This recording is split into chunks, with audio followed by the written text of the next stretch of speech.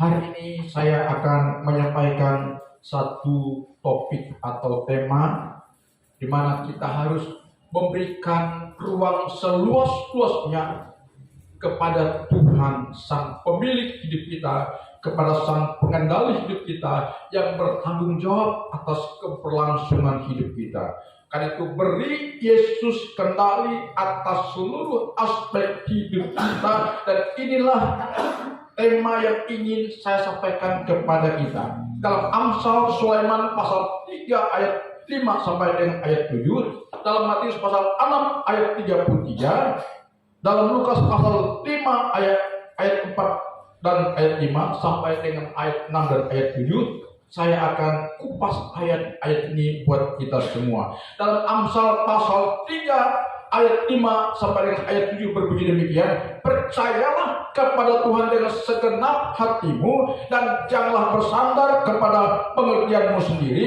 Akuilah Dia dalam segala lakumu, maka Ia akan meluruskan jalanmu, dan janganlah engkau menganggap dirimu sendiri bijak. Matius 6 ayat 33, tetapi carilah dahulu kerajaan Elohim, kerajaan Allah dan kebenarannya, maka semuanya itu akan ditambahkan kepadamu.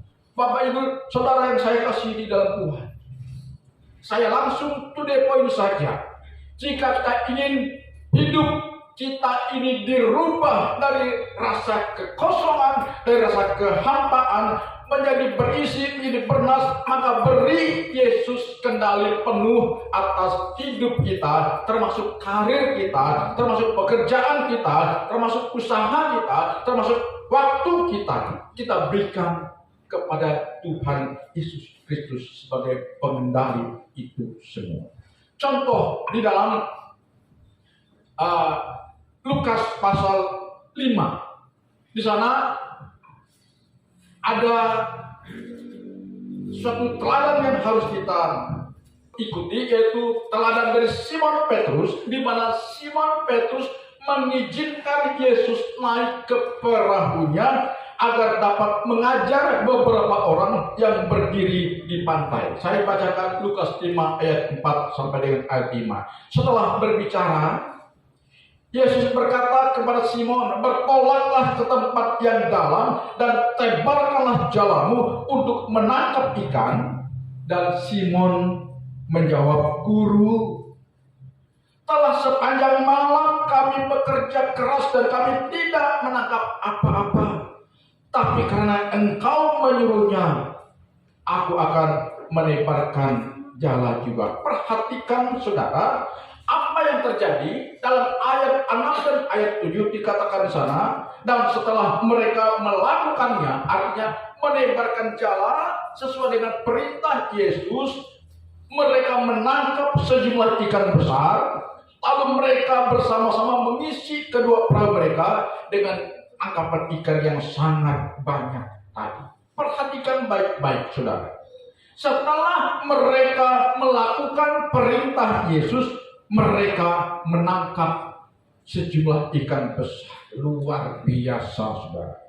Jadi jika kita ingin hidup berubah dari rasa kosong, hampa, lelah, kecewa, putus asa, menjadi riang, menjadi gembira, sukacita, berisi limpah, maka kita harus mengizinkan Yesus naik ke perahu kita. Pertanyaannya adalah, apa yang dimaksud dengan perahu? Perahu berbicara tentang sarana untuk mencari nafkah dan segala kebutuhan untuk penghidupan kita. Jadi perahu ini berbicara tentang sarana untuk kita mencari nafkah buat mencukupkan segala kebutuhan penghidupan kita. Dalam ayat yang dicatat oleh Lukas tadi, bahwa harta satu-satunya yang dimiliki oleh Simon Petrus adalah perahu. Karena itu dia adalah seorang nelayan, maka dia hanya memiliki perahu saja. Jadi sama halnya saudara, perahu mewakili mata pencaharian Simon Petrus, perahu kita mewakili karir kita, mewakili profesi kita, mewakili pekerjaan kita, usaha kita, bisnis kita, dan lain sebagainya. Jadi arti Yesus di atas perahu kita adalah kita mendedikasikan, tahu mendedikasikan? Mempercayakan, menyerahkan seluruh keberadaan kita, waktu kita, pekerjaan kita, profesi kita, usaha kita untuk Tuhan, dan mempercayakan Dia mengendalikan seluruh aspek hidup kita. Kita mungkin, saudara, memiliki Yesus di dalam hidup kita.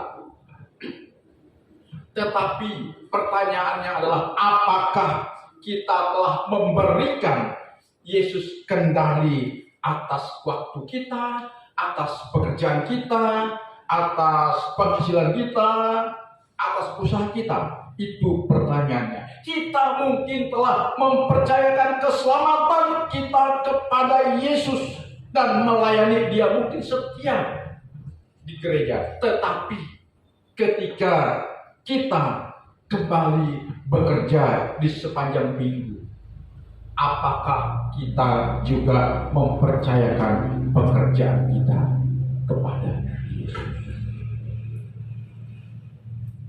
Atau apakah kita hanya meletakkan Yesus di rak pajangan kita?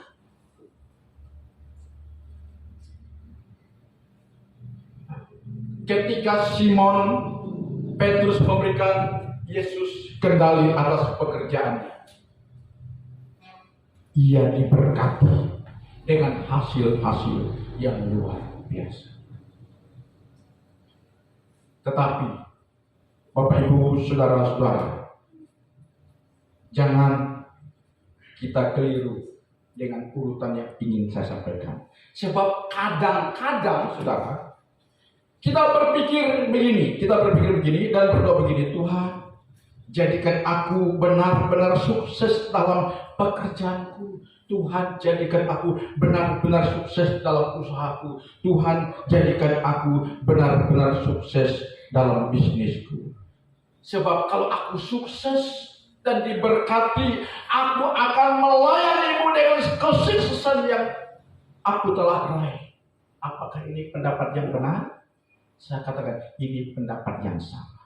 Ini pendapat yang keliru. Tapi ada banyak orang memiliki paradigma berpikir seperti ini. Mau ke gereja, mau aktif di gereja, mau melayani Tuhan, tunggu keadaan semua sudah sempurna, sudah sukses, sudah diberkati dalam segala hal. Ini keliru, saudara-saudara. Yang benar adalah sebaliknya, yaitu kita harus mengikuti teladan Simon. Simon Petrus memberi Yesus kendali atas pekerjaannya. Perhatikan, setelah dia mengizinkan Yesus mengendalikan pekerjaannya, maka kemudian Yesus memberkati pekerjaannya dengan luar biasa. Ini urutannya. Karena Matius pasal 6 ayat 33 tadi mengatakan, carilah dahulu kerajaan Allah dan kebenarannya, maka semuanya itu akan ditambahkan kepadamu. Perhatikan baik-baik. Cari dahulu kerajaan Allah dan kebenarannya, maka semuanya itu akan ditambahkan kepadamu. Jadi jika kita ingin Tuhan memberkati usaha kita, pekerjaan kita, pertama tempatkan Dia di tempat pertama dalam bidang tersebut. Jika kita ingin Tuhan memberkati waktu kita, maka berikan Tuhan tempat pertama dari waktu kita. Saya mau tanya, sudahkah kita menempatkan Tuhan pada tempat yang pertama tentang masalah waktu yang kita gunakan? Ayo kita audit perjalanan hidup kita. Seberapa persen waktu kita memberikan perhatian kepada Tuhan? Mungkin hanya 0,001%. Betapa kecilnya perhatian kita, waktu kita untuk kita berikan kepada Tuhan. Dan lagi, jika kita ingin Tuhan memberkati keuangan kita, maka berikan dia 10% pertama dari penghasilan kita, berapapun kecilnya, bukan seberapa besarnya. Jika kita ingin Tuhan memberkati pekerjaan kita, maka beri dia kendali seberapapun suksesnya kita. Hari ini Minggu tanggal 20 Agustus 2020.